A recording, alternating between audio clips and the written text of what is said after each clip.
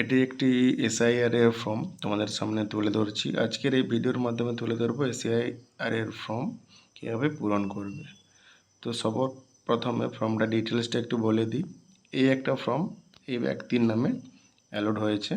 এই ব্যক্তির basic details এখানে উপরে দেওয়া আছে, এটা তোমরা দেখতে পাচ্ছ।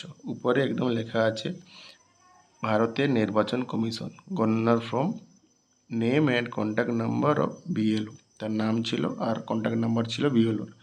তো একদম বাম দিকে কোণায় দেখতে পাচ্ছ নির্বাচকের নাম, মানে যার ফর্ম তার নাম, তার এপিক নাম্বার, তার ঠিকানা।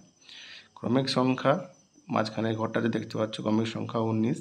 এই যে ব্যক্তি, এই ব্যক্তির ভোটার লিস্টে যে যত নম্বরের নাম আছে সেটা তার ক্রমিক সংখ্যা লেখা আছে, অংশ, নম্বর ও নাম।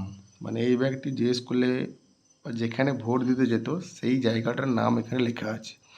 তারপরে দেখতে পাচ্ছ বিধানসভা, লোকসভার নাম এখানে লেখা আছে, রাজ্যের নাম লেখা আছে।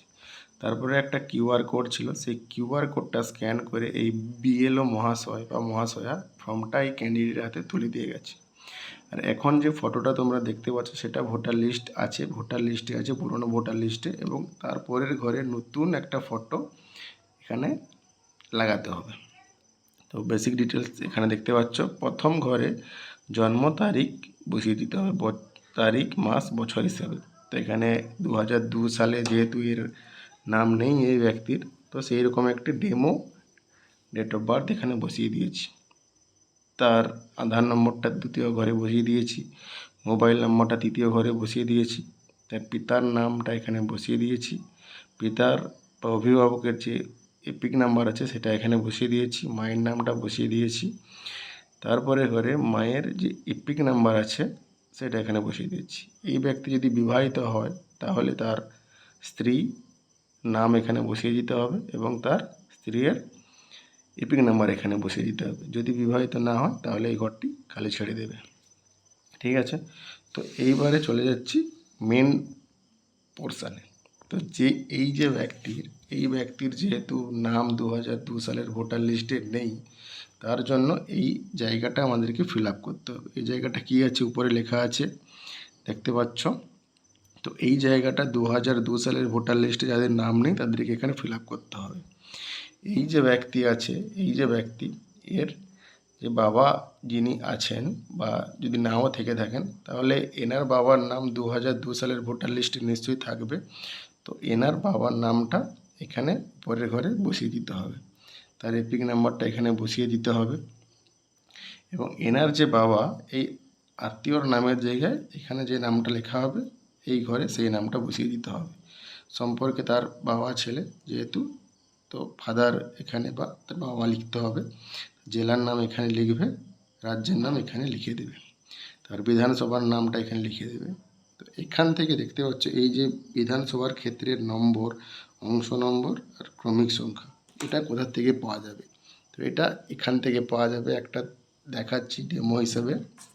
এ দেখতে পাচ্ছ, ফ্ল্যাশ লাইটটা একটু বন্ধ করে দিন, নাহলে দেখতে পাবে না।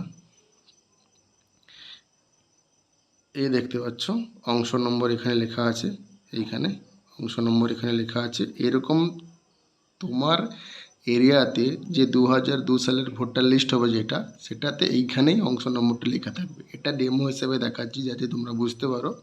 তো এই জায়গাতেই তোমাদের 2002 সালের ভোটার লিস্টে অংশ নম্বর লেখা থাকবে। আর বিধানসভার ক্ষেত্রের নাম্বারটা কোথায় লেখা থাকবে, এইখানে দেখতে পাচ্ছ এই যে লেখা আছে, এটা একটা ডেমো। তো এইটা বসাবে না, তোমাদের যেটা হবে সেটা বসাবে। এখানে 214 আছে, তো তোমরা 214 বসিয়ে দিবে না, যেটা তোমাদের 2002 সালের ভোটার লিস্টে হবে সেটা এখান থেকে বসাবে। ঠিক আছে, তো এখানে তাহলে ক্রমিক সংখ্যাটা কি হবে, এই যে ব্যক্তি এখানে নাম ফিল আপ করা হয়েছে, এই ব্যক্তি 2002 সালের ভোটার লিস্টে যত নম্বর সিরিয়ালে তার নাম লেখা আছে, এই ক্রমিক সংখ্যাটা সেই নাম্বারটা হবে। ঠিক আছে, তো এটা গেল 2002 সালে যাদের নাম নেই তাদের ফর্মটা ফিল আপ করে তোমাদেরকে দেখালাম। তো এবার দেখাবো 2002 সালে যাদের নাম আছে তাদের কীভাবে ফিল আপ করতে হবে। দেখতে পাচ্ছ সেম ফর্ম, একজনের ফর্মকে দেখাচ্ছে, একজনের ফর্মের উপর দেখাচ্ছি। তো 2002 সালে যেহেতু ভোটার লিস্টে নাম হবে। তো জন্ম তারিখটা আমি একটা সেইভাবে ডেমো হিসাবে লিখেছি। বেসিক ডিটেলস সেম, আধার নম্বর, মোবাইল নম্বর, পিতার নাম বসিয়ে দেবে। যদি পিতার ইপিক নাম্বার না থাকে তাহলে বসানোর দরকার নেই। তারপরে মায়ের নামটা বসিয়ে দেবে এখানে, যদি মায়ের ইপিক নাম্বার না থাকে বসানোর দরকার নেই। তারপরে এই ব্যক্তির স্ত্রী আছে তার নামটা এখানে বসিয়ে দিতে হবে। স্বামী স্ত্রী যে কোনো কারোর নাম এখানে বসাতে হবে। স্ত্রী হয় তাহলে স্বামীর নাম, যদি স্বামী হয় তাহলে স্ত্রীর নাম বসাবে। তার ইপিক নাম্বারটা এখানে লিখে দেবে। যাদের নাম ছিল না 2002 সালে ভোটার লিস্টে তারা এইটা পূরণ করেছে। যাদের নাম 2002 সালের ভোটার লিস্টে আছে তারা এইটা পূরণ করবে। এইটা কীভাবে পূরণ হবে দেখিয়ে দিচ্ছি। এখানে দেখতে পাচ্ছ নির্বাচকের নাম। এই যে ব্যক্তি, এই ব্যক্তি যে 2002 সালের ভোটার লিস্টের নাম আছে, এই ব্যক্তির নাম এখানে নির্বাচকের নাম হিসাবে লিখতে হবে। তার ইপিক নাম্বার এখানে লিখে দিতে হবে। আত্মীয়র নাম ওর সম্পর্ক এটা ছেড়ে দেবে খালি। জেলার নামটা লিখে দেবে, রাজ্যের নামটা লিখে দেবে, বিধানসভা ক্ষেত্রের নাম লিখবে।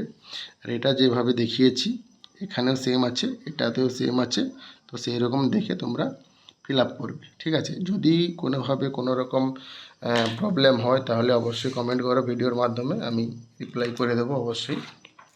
দেখতে পাচ্ছ দুটো ফর্মকে আমি পাশাপাশি রেখে তোমাদেরকে দেখাচ্ছি যে কীভাবে পূরণ করেছি আমি।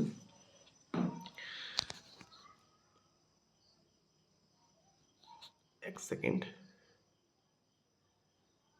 দেখতে পাচ্ছ নিশ্চয়ই এভাবে আমি ফর্মটাকে ফিল আপ করেছি। তোমরাও এইভাবে ফর্মটাকে ফিল আপ করবে। কোন ফর্মটা 2002 সালে ভোটার লিস্টে নাম নেই, যেটা ডান সাইডে ফর্মটা আছে সেই ফর্মটা যে ব্যক্তির আমি ফিল আপ করেছি তার 2002 সালের ভোটার লিস্টে নাম নেই। বাম দিকের ফর্মটায় 2002 সালের ভোটার লিস্টে নাম আছে। এরকম দুটো ফর্ম একজনের নামে অ্যালট হয়েছে, দুটো ফর্ম দিয়ে গেছে বিএলও। তো একটা ফর্ম এখানে যে বিএলওর স্বাক্ষর আছে এখানে দেখতে পাচ্ছ, দেখাচ্ছি। এখানে লেখা আছে নিচের দিকে কোণাতে, একটা বিএলও সাইন করে তোমাদের কাছে দিয়ে যাবে আর একটা ফর্ম ওরা নিয়ে যাবে। তো ভিডিও ভালো লাগলে অবশ্যই লাইক করো। Thank you.